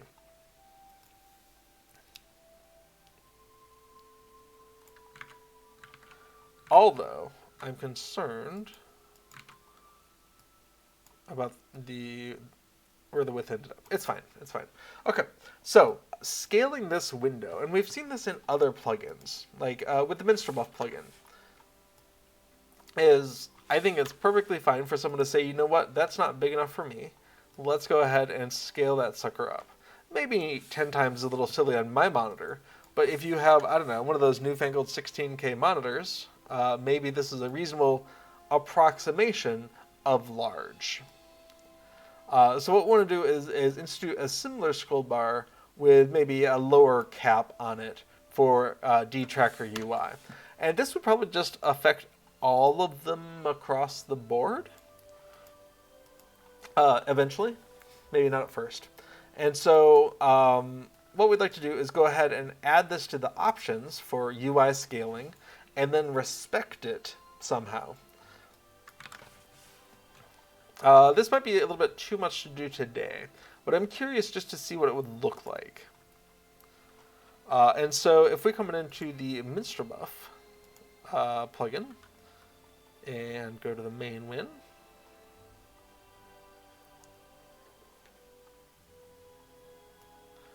oh man, I need to do some organization of that plugin.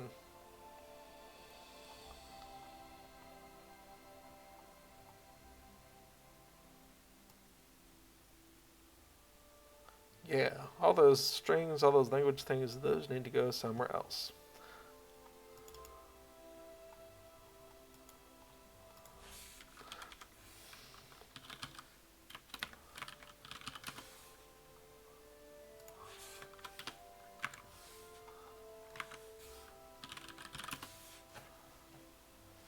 All right, not under the decoy, although I do it there too.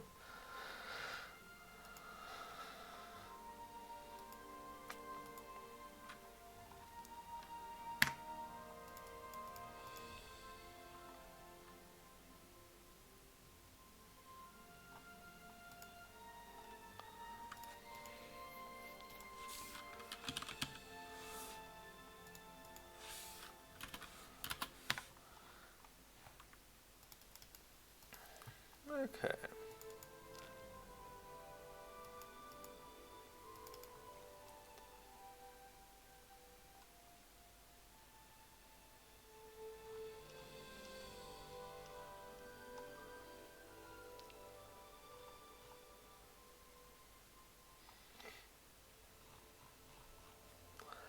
Okay, so just glancing through that. So what we want to do, just to play around with this, is we want to set the size, set the stretch mode, and then reset the size.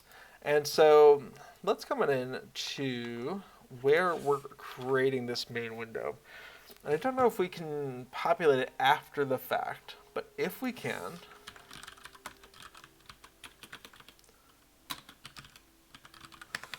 in the create main window, if we go ahead and set the size, and then, oh, but the resizability of it could come into play. Let's give it a try. So set stretch.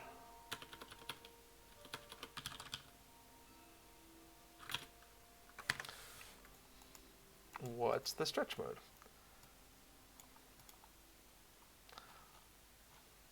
I'm going to forget these things. Set stretch mode. There we go.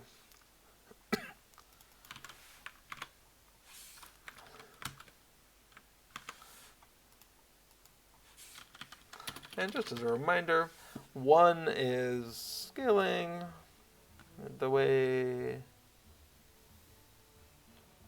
I want to. Cool. Okay.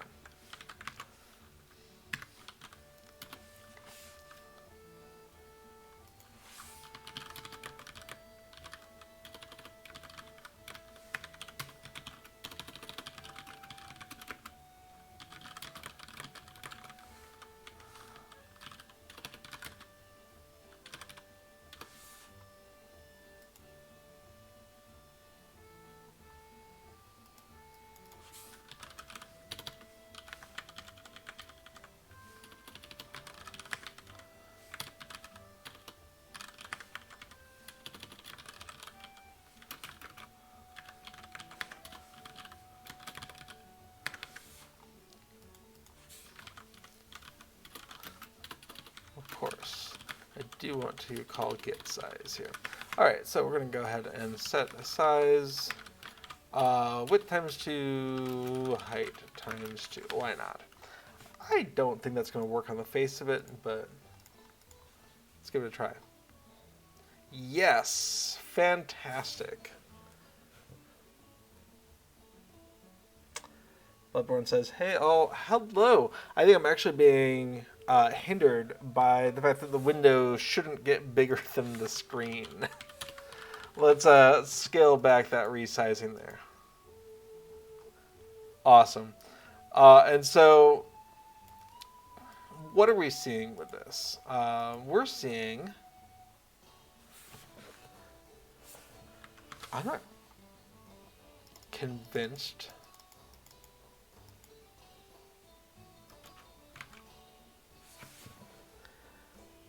I don't think that's scaling right, and the drop down definitely isn't scaling right. Okay. Morgo says, "How are you feeling? Still sound a bit coffee." I am. Yeah. It mostly comes out when I'm talking a lot, which we are doing here. But yeah, my body is slowly getting I don't think I have a cold anymore. I just have some remnants. Right? There's stuff going on. It doesn't help that I keep shoving, dust particles into my face as we're laying a new laminate floor upstairs. But it needs to be done because our contractor is waiting on that being done before he goes on to do some other things. Okay, so on the face of it, a stretch mode here is not going to be optimal. If that drop down can't deal with it. I like it, but definitely it's not going to play well with the vertical growth that we just saw. So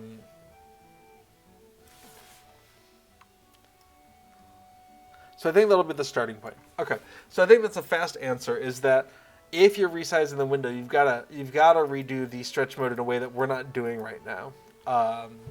And if you are dealing with this drop-down, it's just not happy with what's going on here. Steady Eddie says, how do you make the UI? Is it because the API is provided by LOTRO itself?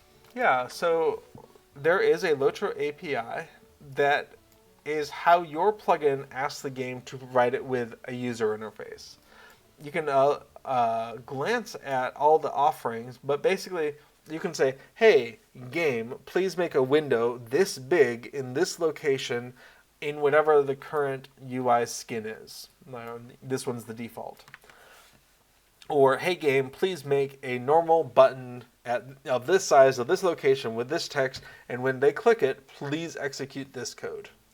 And so there are some tricks that you can play with something called the stretch mode of a control, where you can scale the item up and down.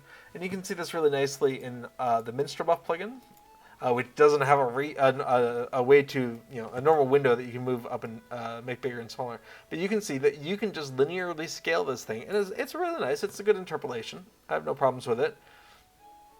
And if you do that with something with text, the text also will scale.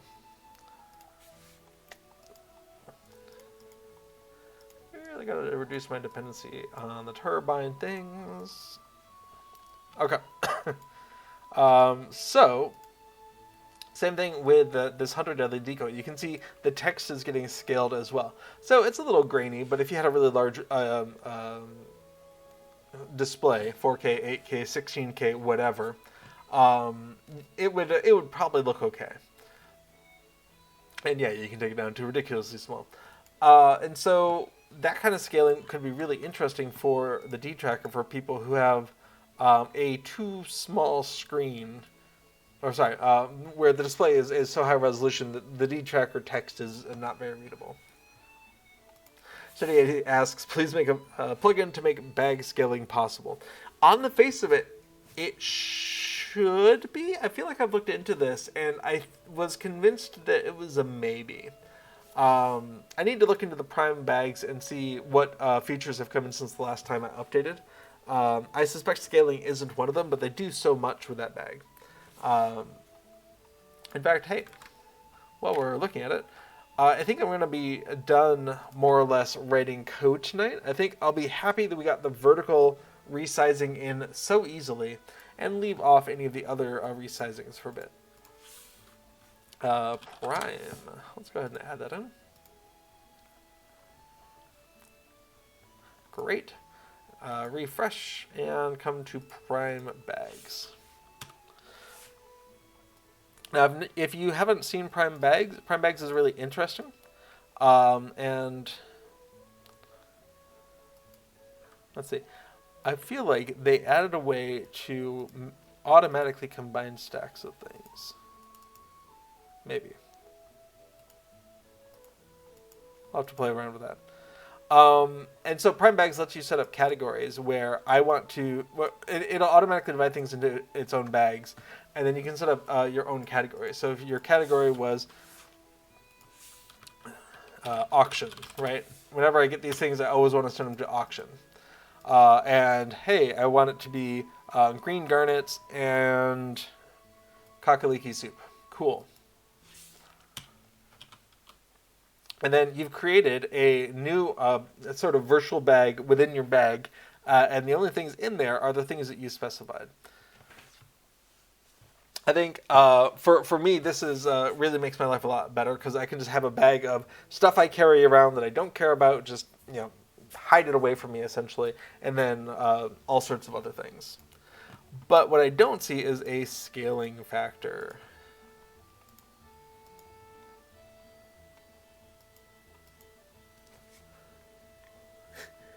Gandalf has made a thing show up.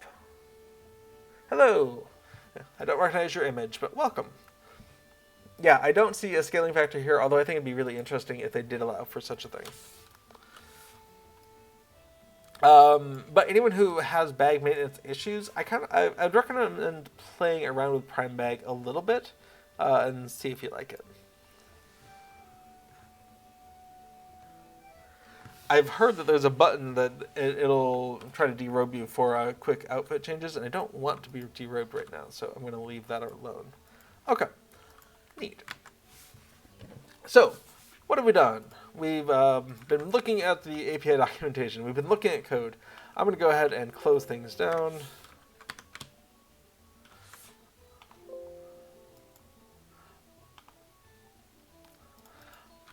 So we can come on back and look at what changes we've done today. Not a lot. So we've allowed the main window to be resized vertically, which turned out to be a really straightforward change. Just set a maximum width along with the minimum width so that resizing only goes in the vertical direction.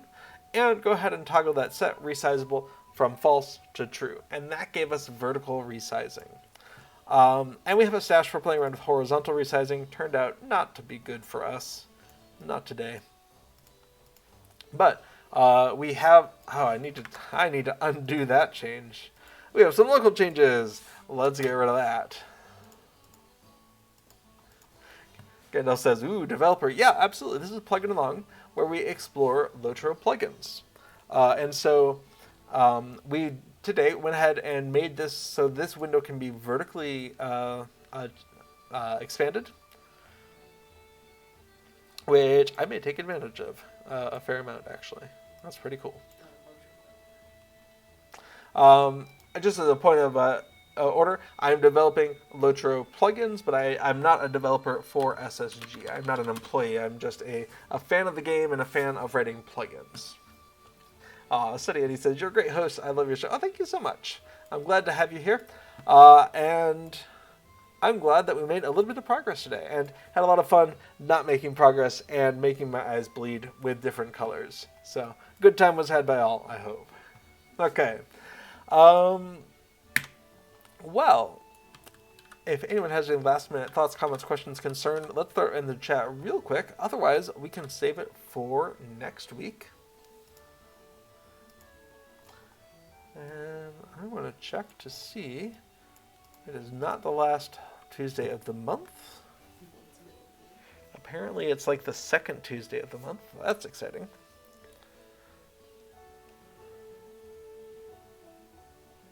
All right. I'll be back next Tuesday, starting about the same time as always, which is 7 o'clock my time, so it must be about 1 o'clock Eastern time. No, apparently it's 2 o'clock Eastern time. Really?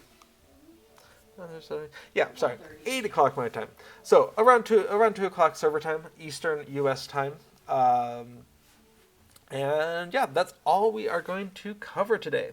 Thank you so much for joining me on this exploration of LOTRO plugins and horrendous color schemes.